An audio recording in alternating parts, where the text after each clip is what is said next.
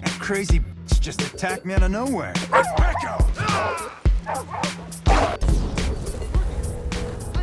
What makes a great random encounter? Is it how the encounter plays out in the moment, or is it when something seemingly random ends up having an enormous impact on the player's experience? Random encounters are intended to bring intrigue to games outside of the quest lines and help add to the realness of a game. In real life, random things happen. The judge and get some fudge. Call the judge and get some fudge? Are you okay? Nope. So, when implemented well in video games, it can add a distinct layer of intrigue and reality, but when done poorly, it almost instantly can snap the player out of it. So, let's dive into some games with random encounters.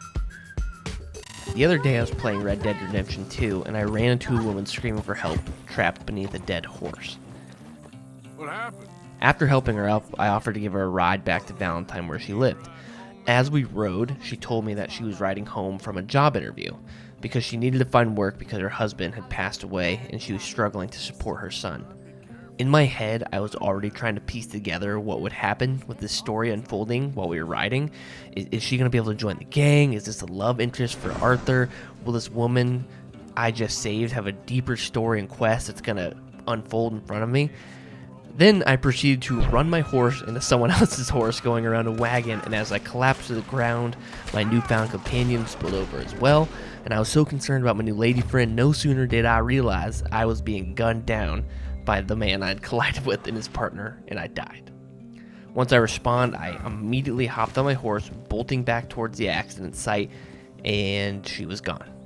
I couldn't believe how frustrated I was with myself at failing to transport this random woman back to Valentine, but weirdly, the fact that I failed made this encounter way more interesting. Something so simple and cliche, a damsel in distress out in the Wild West. Oh, thank you. Thank you, you saved me. Oh, that was Okay. Sure.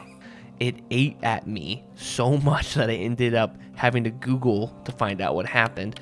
And all she does is give you a freaking ring. So, I guess I feel better, I guess. Red Dead Redemption is full of random encounters. From a blind beggar telling me my future, to the rival gang of O'Driscolls blockading a bridge. In my opinion, probably the worst encounters are the ones that just lead straight to fighting. In video games, they're already full of violence, and adding another reason to shoot someone isn't really all that interesting. In this O'Driscoll encounter I had, I could either turn around or kill them. Neat. While on the other hand, I actually appreciated the strange cryptic encounter with the blind man who only told me my fortune. It left me feeling anxious and curious. Is that it? Will I see this guy again? Is he pretending to be blind? Does what he's saying have any truth to it at all? I see the morrows and see them clearly, sir. No fighting. The interaction lasted less than a minute, but it left me wondering. That's what a good random encounter should feel like. A feeling of, dude, what the hell was that? One of my favorite encounters I've had playing Red Dead was an old prospector sifting for gold along the riverbank. I rode my horse up, talked to him, and then watched him pan for gold for a few minutes. After a while, nothing interesting was really going on, so I went to get back on my horse and he started shouting for joy. He'd actually found a chunk of gold. So far through my playthrough, I had actually played a pretty upstanding Arthur. I was sparing people, saving people, diffusing fights, but something came over me. As he hopped on his horse, in a split decision, caught in greed, I fired my cattleman into his old, torn, and dirty clothes. The prospector's horse took off running across the river, while his corpse spilled off the backside into the water. I caught up to his body floating, pulled off the gold nugget and some other goods, and as I was walking back to my horse, a wagon rolled around the corner to cross the river and spotted the body floating.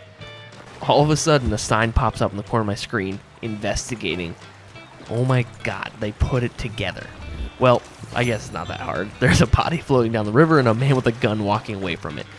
Moments ago, I was trying to be an honest man since coming down the mountain. Suddenly, I pull the cattleman back up and gun down the two men in the wagon to kill the witnesses. I all of a sudden feel racked with guilt. for killing these two guys. I cut their horses loose from the wagon so at least they can live.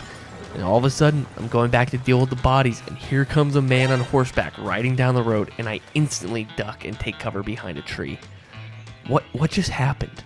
In an instant, a single piece of gold just drove me to murder 3 men. Now that's a good random encounter. Red Dead Redemption 2 is loaded with random encounters.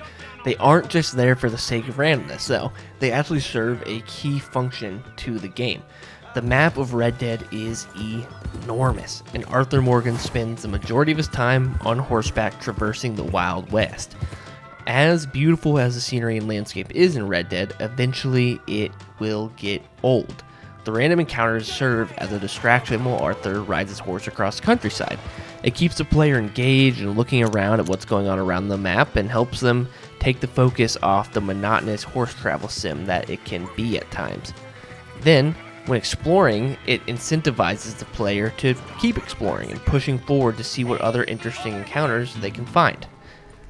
There's honestly quite a few interesting random encounters in Skyrim, however, a large amount of them just result in unavoidable fights.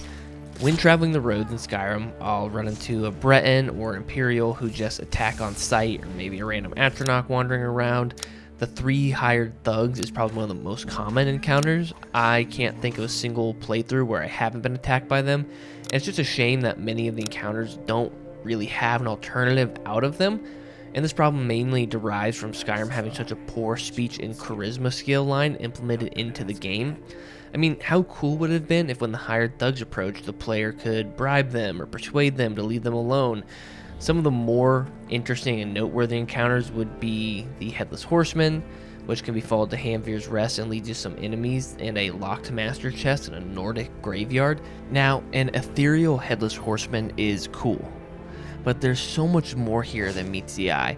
Upon the presumed gravesite of the Headless Horseman, there's a skull, helmet, and axe. Then, throughout the game, when the Dragonborn enters in, the song Ragnar the Red can be heard, which tells a quick tale of a hero who had arrived from Whiterun to Rorikstead, but was decapitated. The horseman can only be found at night on the roads between Rorikstead and Whiterun. Now, this is great. Some lore and history injected into the game and only discoverable by the player when they are exploring and they piece the information together from multiple different parts of the world. Another is the farmer and painted cow that the player can run into, who claims he's bringing the painted cow as an offering to the nearby giant encampment. And later on, the Dragonborn can see that cow being led by a giant. This is a great random encounter. It brings depth to the world and adds this dichotomy between the rural farmers and giants living amongst Skyrim that I really haven't ever thought about. Some of my favorite encounters are ones that connect over time. I was wandering at night, and in the distance I see someone being chased by 3 people wielding maces and torches. As a woman fleeing sprinted past me, I realized it was a vampire, and the pursuers were in fact the Vigilants of Stendarr, a group who worship Stendarr, the god of righteous might. The Vigilants were formed after the Oblivion Crisis and worked to destroy and hunt the undesirables, so necromancers, conjurers, daedra, and vampires. I myself am no heathen, so I hopped in and helped kill this vampire that the Vigilants were hunting down. Around an hour or so later, I was walking, and what do you know? Hey, my Vigilant friends are back. As I approached, weapons were quickly drawn, and they began to attack. I quickly realized, because of the nameplates, that these were not the Vigilants of Stendarr, but vampires that had enacted their revenge on those who had just killed one of their clanmates. The vampires had donned the robes of the Vigilants in hopes to trick more travelers. This is so good. 2 separate events that connect over time, and they tell the story of the ongoing battle between the Vigilants and the vampires without ever actually saying really any words. One of the biggest downfalls of many Skyrim encounters is that the decision is made for the player. I don't get to decide if I want to fight. I'm just instantly thrust into one. Then, most of the ones where I have dialogue options before fighting, many of them are just there to kind of humor the player and end in a fight no matter what. If you have thousands of hours in Skyrim like myself, I would definitely recommend going to the wiki and looking at the random encounters page. I was shocked at how many there are and what is technically considered a random encounter. I never even thought about the fact that watching a pack of wolves chase down an elk is technically a random encounter. So there's a bunch of small ones like that I haven't ever given any thought to. And also, apparently there's an encounter where a hunter approaches a dragonborn saying they're bit by a vampire in the neck and they need a cure. And then they point the player in the direction to the nearest vampire lair. I have over 1,000 hours in Skyrim and I've never seen this before. But I feel like I see the old orc and the fugitive and hunter nearly multiple times in each playthrough. The main maybe complaint I'd have about Skyrim's random encounters is that they don't move me forward. I haven't once thought, oh boy, I can't wait to see what I find next. Typically, I'm traveling from point A to B, and the encounters are a roadblock and not necessarily a point of interest for me. But if you guys have any favorite random encounters from Skyrim, let me know in the comments down below. The Fallout series has always leaned into random encounters a bit more than the Elder Scrolls. The post-apocalyptic setting of these games leads to a much more manic and outlandish energy. Hell, in Fallout New Vegas, there's a perk called Wild Wasteland that adds more encounters that are almost all absurd to the max. In Fallout 4, the random encounters can range from simple fights with radiated wastelanders to strange and bizarre encounters with raving lunatics. Defender of freedom and justice in the Commonwealth. The encounters in Fallout 4 are meant to make each playthrough feel entirely different. A single area can actually have multiple different encounters spawn in it, ranging from static encounters, fluid encounters, general encounters, campsite encounters, choke points, animosity, treasure hunts, and companion encounters. All of these are different, basically, requirements for what type of encounters can follow it. If you find a hotspot for random encounters, save, and each time the area loads, a new event can occur there. It's such an amazing way to make each playthrough feel unique. One of the greatest encounters in Fallout 4 is Curfew Gutsy, and I tried for like 8 hours to find him in game and I couldn't, so we're going to use footage from someone else. This hits basically all of my complaints about some of Skyrim's encounters. It's quirky, interesting, and has multiple different choices and outcomes that are possible. The player is approached by a Mr. Gutsy robot who claims that Governor Graham has enforced a curfew, and those who don't comply will be pacified. The player can simply agree, and they both will part ways. If the player disagrees, Mr. Gutsy will attempt to pacify the player. Or, if the sole survivor has high enough charisma, a speech check can be passed then by spamming the option, "Will you comply?" will cause the Gutsy to malfunction and explode. What an awesome encounter. So many different options and outcomes that gives the player power and choice. Power and choice. That almost sums it all up for me. That's why I play video games, to feel in control for a bit and to escape reality. Don't get me wrong, I'm blessed with a pretty great life, but video games provide escapism from real life. When I was a kid, I'd spend all day at school being told what to do, how I should dress, what my assignments were. When I finally got home, I'd walk into my room and escape. I was in control of what I played, how I played it, and dictated the choices that my character made. So, even though it's strange to think of random encounters so deeply, they, almost more than anything in gaming, draw parallels to real life.